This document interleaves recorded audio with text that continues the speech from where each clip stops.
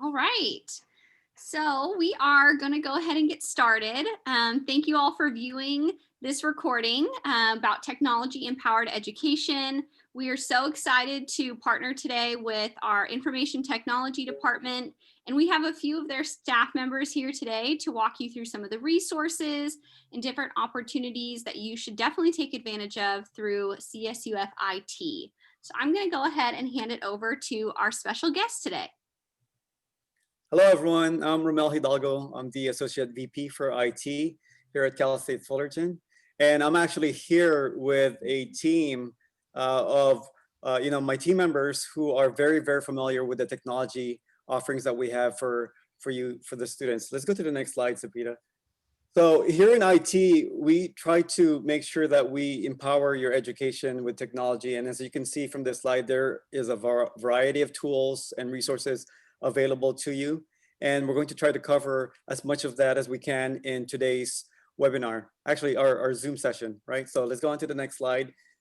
And Dusty will talk to you a little bit more about our social media. So at IT, we send out information on our services and any updates continually. Please do follow us on Instagram, Facebook, and Twitter. Our handle is at CSUF IT. Thank you, Dusty. So for those of you who are just starting the semester off here at Cal State Fullerton, if you were not aware, we actually have devices available for you for checkout. And Hector Ramirez, who runs the device request area, will provide you with a little bit more information about what's available to you. Thanks, Romel. Hi, everyone. So like Romel said, we do have laptops available for checkout. We have MiFi devices. In case you are lacking internet access at home, you can check these out, webcams and headsets as well. And towards the end of the presentation, we'll have some links on where you can request these. Thank you, Hector. So Bonnie, we'll talk to you next about the software that's available for you to use as an enrolled student. Here at Cal State Fullerton, we provide you with a lot of software to help that technology-empowered education. Go ahead, Sepper. Thanks, Romel. Like Romel said, as a registered students, you do have access to a number of software free of charge. Please do check our website for the list of software and installation instructions. And make sure to visit this website frequently because we always add new software to it. So thanks. And this next slide will show you just the offerings available to you. And we've had other CSU campus students come to us and ask us, hey, is that software available to our campus? And we would tell them, like, no, this is just for our CSU Fullerton enrolled students. So sorry about that. Talk to your campus about getting the similar set of software that we make available here to our Titans. Thank you.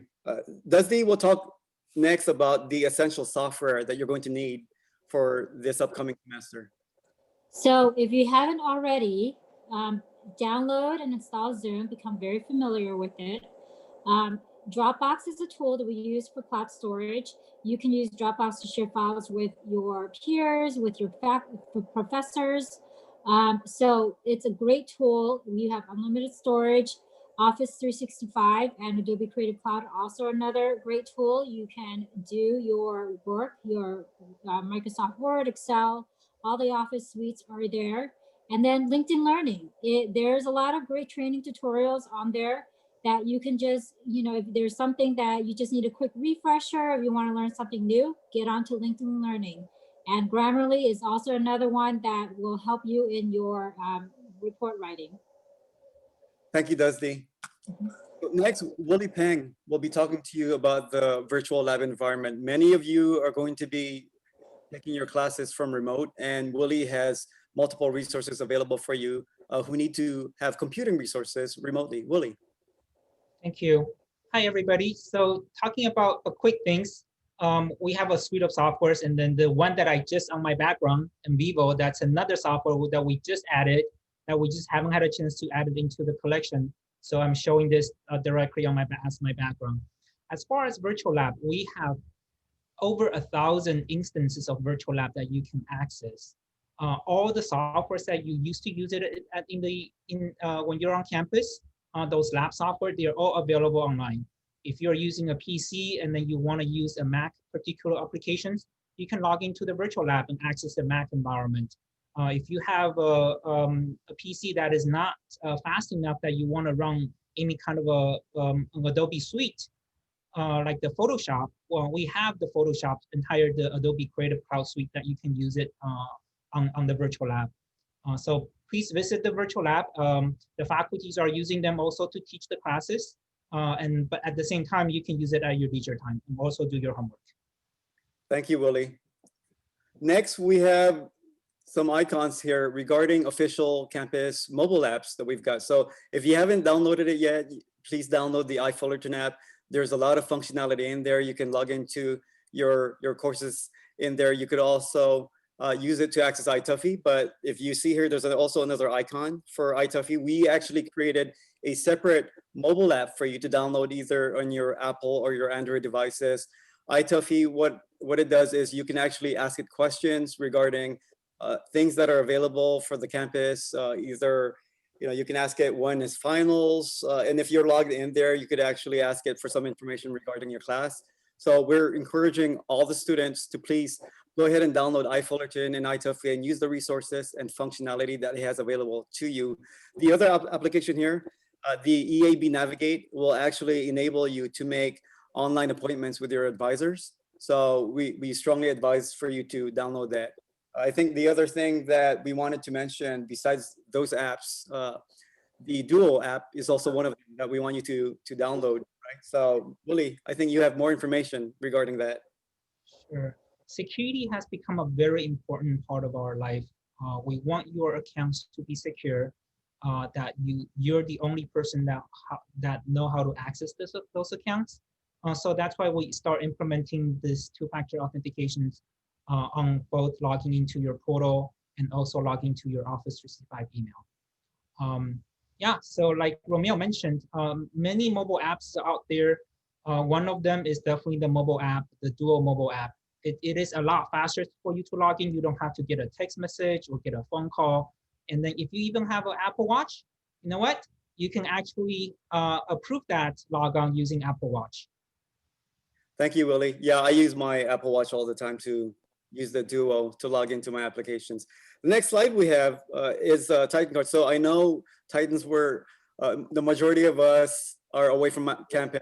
So you haven't been using your Titan Card. But we actually have created for you, because we've been working remote, because you're not here on campus, we've actually created a process for you to get your Titan Card remotely, and we'll mail that out to you. Sahar Nia, who actually just joined us, is actually able to process your request and mail out the cards. And so you should be able to get it within a few days to, well, a few weeks. I think, Sahar, the last time we did this was during the holiday season, so it took a little bit longer for someone to get their cards, right? Yeah, that's correct. So we typically mail it out 1 to 2 weeks after they've completed the application. Thank you.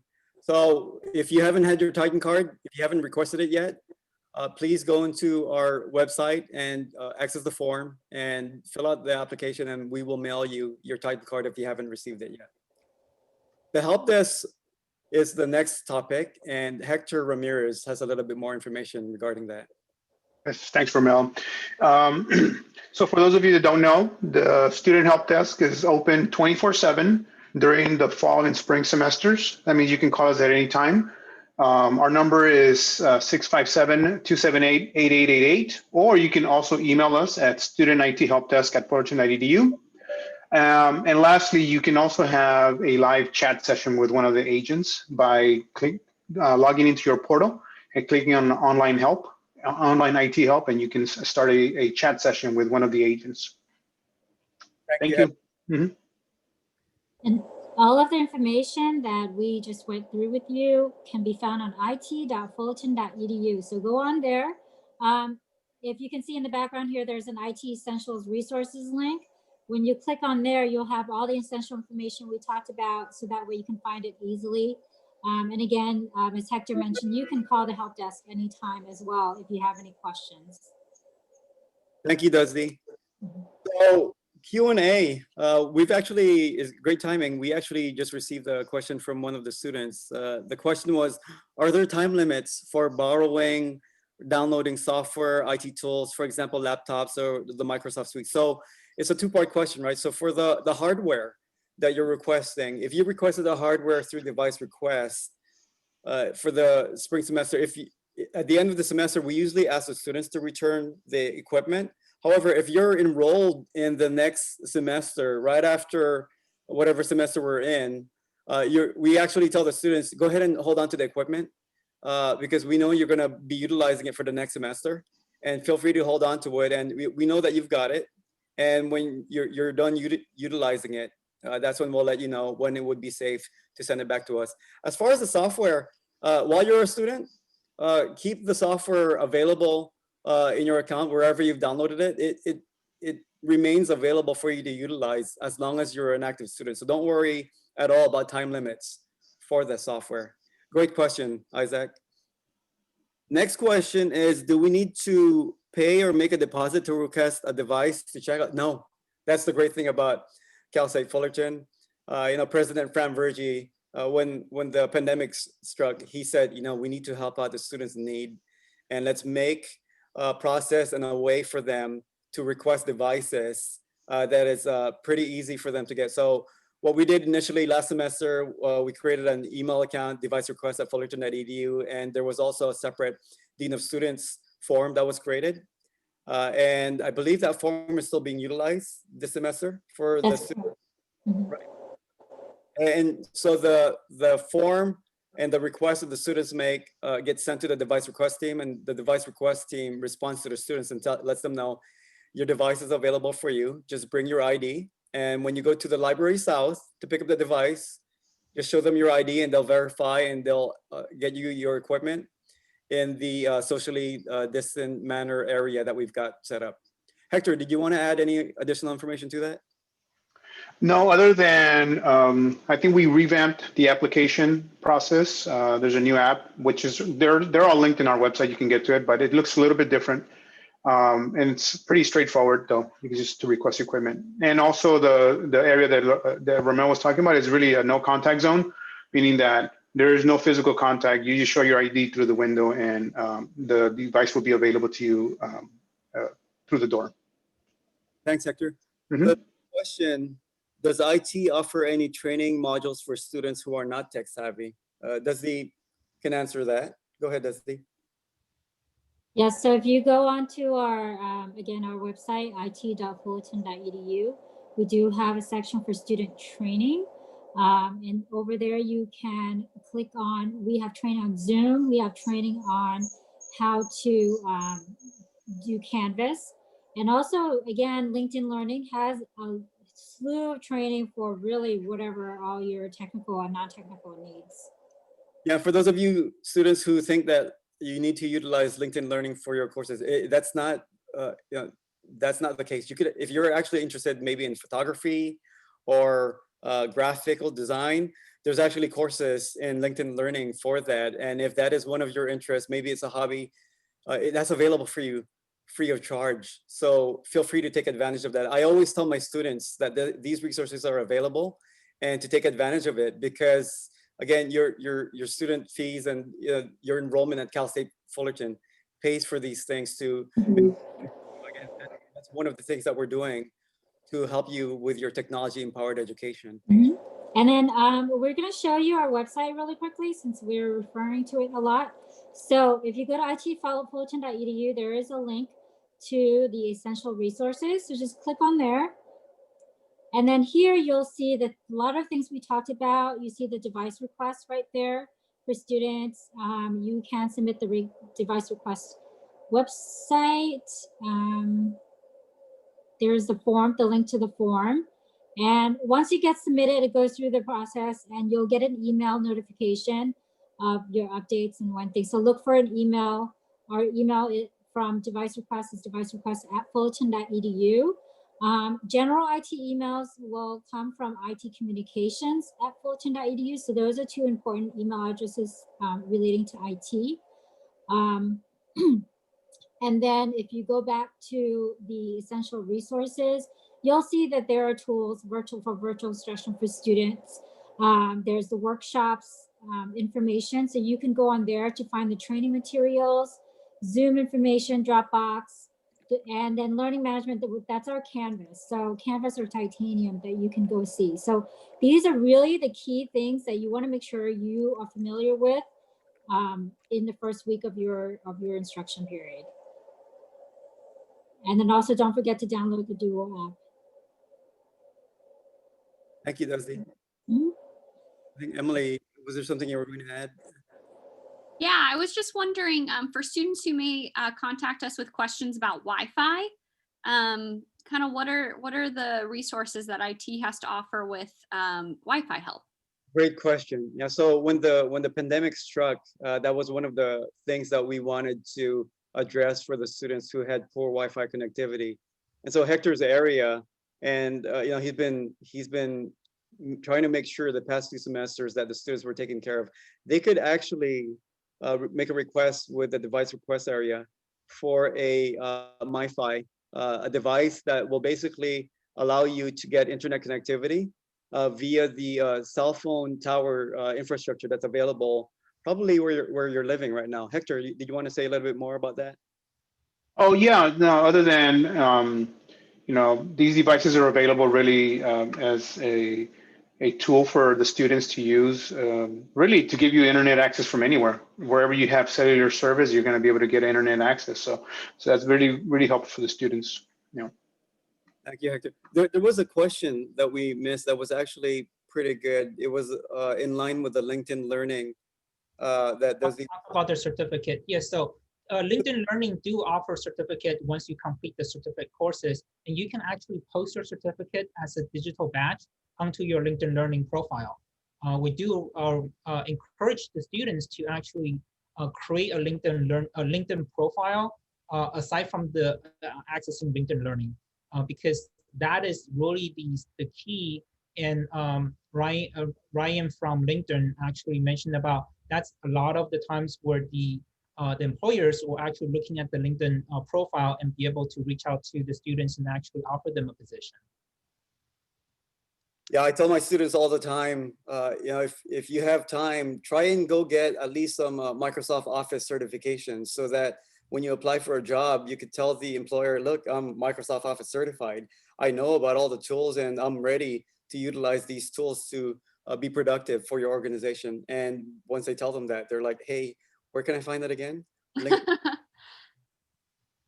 There was a question I think that we missed regarding, Adobe Premiere Pro. So the question is, I have a laptop that is really old and won't run Adobe Premiere Pro. Would I still be able to download it? And if not, can I use it in the virtual lab? That sounds like a Willie and a Hector question. Willie, why don't you talk about the virtual lab, and then Hector can talk about the equipment. So if you have an older equipment, or if you have even if you have a newer equipment and you don't want to cover your desktop or your laptop, you are always welcome to use any of the virtual lab that we offer. We have over 1,000 instances of virtual labs. It's never fully picked, and then you can use any of the software that's offered in our virtual labs catalog. For example, if you have a Mac and then you want to use a PC applications, or vice versa, you have a PC application then you want to explore the Mac environment. There's several different kind of environment that you can explore. Thank you, Willie. And then again, Hector does have equipment Yeah. area. Right. I was going to say the equipment, yeah, it's available, but yeah, you know, in some of the apps may not run on it just because of the performance issues, and so that's where we recommend the virtual labs to you. You know, you can get the equipment from us easy. It's not an issue. It's just you have access to the virtual labs for the more higher end things. Thank you. Mm-hmm. There's a question about the student help desk hours. So for the fall and spring semesters, we actually operate the student help desk 24/7. Because we know the students work 24/7. Mm-hmm. And as we were talking earlier, how you know the student activity, the student logins to the campus resources actually tapers down at around 2 to 3 a.m. We know that you, the students, are working at all times of the day. So we want to make sure if you need help from the student help desk, we are there to take your calls and answer any questions that you may have. There's a question here regarding Dropbox. Is there a storage limit for Dropbox? Which of you wants to take that question? Wooly? Sure. I don't remember on top of my head what the actual storage size, but I believe it was 50 gig to 50. gig Yeah, it's 50 gigs. 50 Yeah. gigs for yeah, for students, but it's for students, yeah. yeah. So there are plenty of space, and if you actually are go over that 50 gig limit, it is a soft limit. So if you actually think that, hey, I need that extra 1 gig or 2 gig just to be able to do something, it is not going to lock you into that 50 gig limit. Here's a good question. Since our school email is through Outlook, we have access to the Google suite of apps. The answer for that is yes. We wanted to make sure that when we switch the student emails from Google Gmail to Microsoft Office 365, that the students continue to have access to the Google Apps for Education suite. And so the answer to that question is yes, you continue to have access to the Google applications. Do we have time for more questions, Emily? Romeo, I'll add one more things on top of the Wi-Fi. So aside from Hector mentioned the website that shows you where the closest cellular tower is, if you live fairly close to any of the institutions, you are welcome to use the Eduroam wireless. It is a lot faster connections if the students need to download a large files. Even on campus, our parking structures are actually constructed with the Eduroam wireless too. So students are able to just park in the parking structure and then get a Wi-Fi connection. Thank you, Willie. Yeah, that's a good clarification. Eduroam for our students, Eduroam, which is what we use for campus, is actually available globally. So many educational institutions globally have implemented Eduroam. So if you're near an Eduroam enabled campus and you have an active campus student account, you'll be able to connect to the Wi-Fi from wherever that Eduroam is available. Thanks for that clarification, Willie. There is another question here. Can you explain the difference between the Tuffy chatbot and iFullerton? So the Tuffy chatbot, the iTuffy app, it uses an artificial intelligence that the campus has created to enable a lot of self-service to the students. So if you have questions regarding the campus, regarding the departments, regarding the resources that may be available to you, the chances are the Tuffy chatbot either available through the iTuffy app or even through the website. Like if you go to the Dean of Students website, you'll see on the bottom right an orange box that says Ask iTuffy. If you utilize that, it's actually utilizing an artificial intelligence chatbot. And if you ask it questions, it'll attempt to answer you based on the answers that we fed it and the answers that you fed it as a user.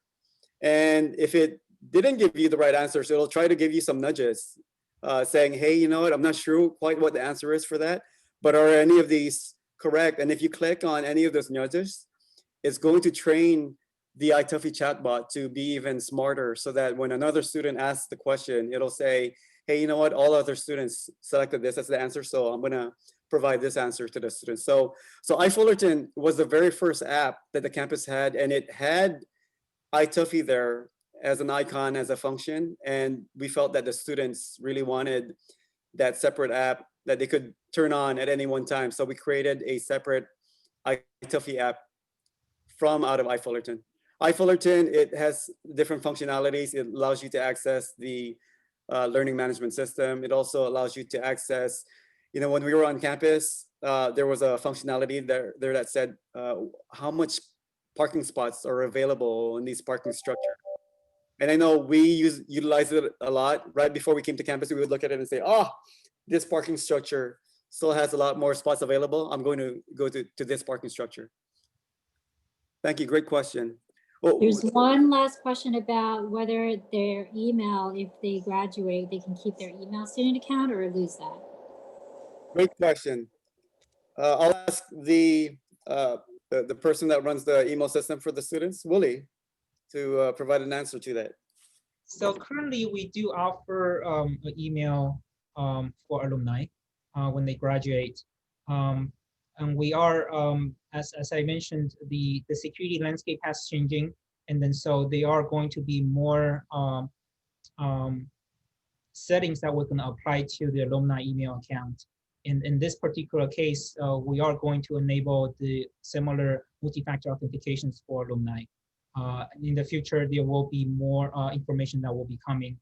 So please do check out the current email that you receive from the announcement, and take appropriate actions right now. So that's what the current status is. Thank you, Willie. Mhm. Awesome. Well, I think that we are right at 2:01, so that's all the time we have for questions. But I really want to thank Ramel, our Associate Vice President for Information Technology, and his team for coming today and giving us answers to all the questions that we have. You know, Techno Orientation programs and the rest of campus really do believe that information technology is the top resource right now while we are in a global pandemic and working from home and doing school from home. So thank you all so much for being here. We love this, and we can't wait to work with you all again soon. Thank you, Emily. And thank you for having me and my team over to speak a little bit more about the technology offerings available at Cal State Fullerton. And, you know, this was a great session. And thank you for those of you who showed up and those of you who asked questions. Welcome back to the spring 2021 semester. Woohoo! Bye, everyone. Thank you. Bye, thank you. Bye.